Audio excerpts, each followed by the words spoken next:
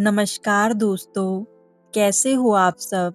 आज फिर मैं आपके लिए लेकर आई हूँ एक ज्ञानवर्धक और मोटिवेशनल कहानी। तो चलिए बिना किसी देरी के शुरू करते हैं हमारी आज की कहानी। बहुत समय पहले की बात है।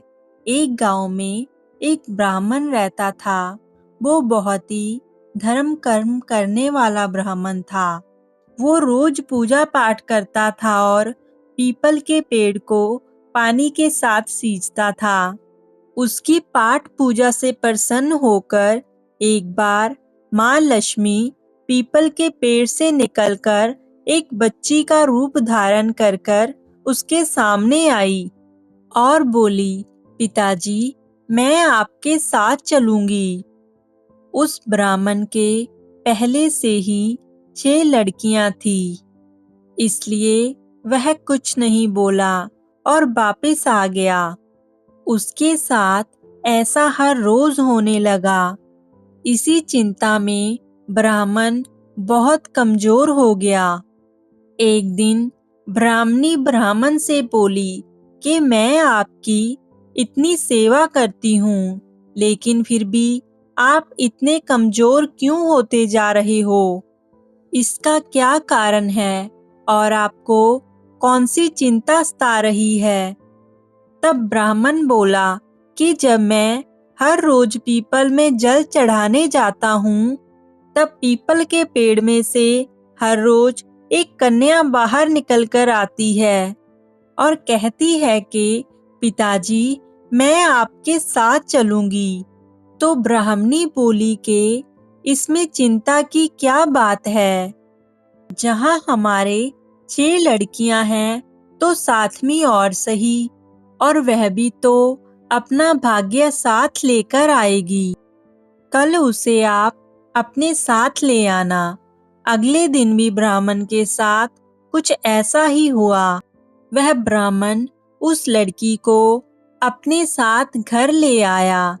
जिस दिन से ब्राह्मण उस लड़की को घर में लाया, तो उस दिन से ही ब्राह्मण के दिन बदलने लगे।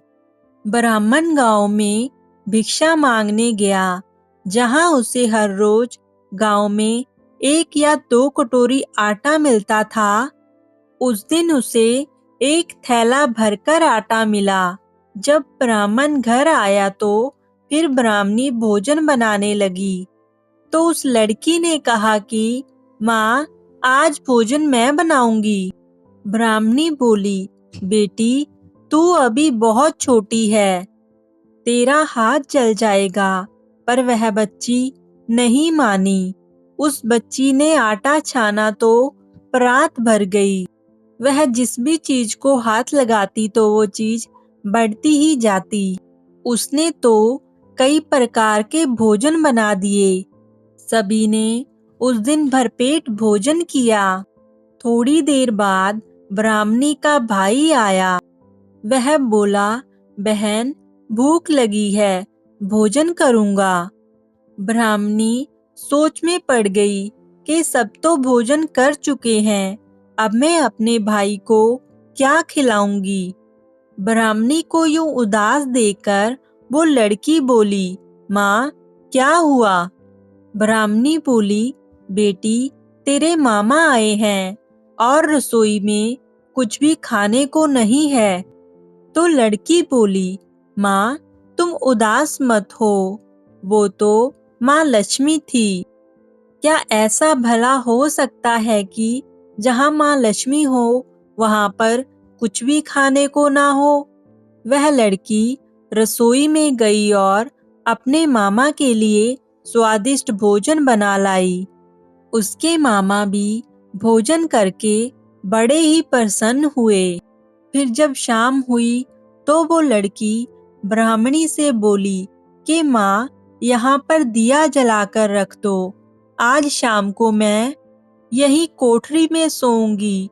ब्राह्मणी ने कहा, बेटी, अभी तू बहुत छोटी है, रात को तू डर जाएगी। बच्ची बोली, नहीं माँ, मैं नहीं डरूंगी। और वह जिद करके कोठरी में ही सो गई।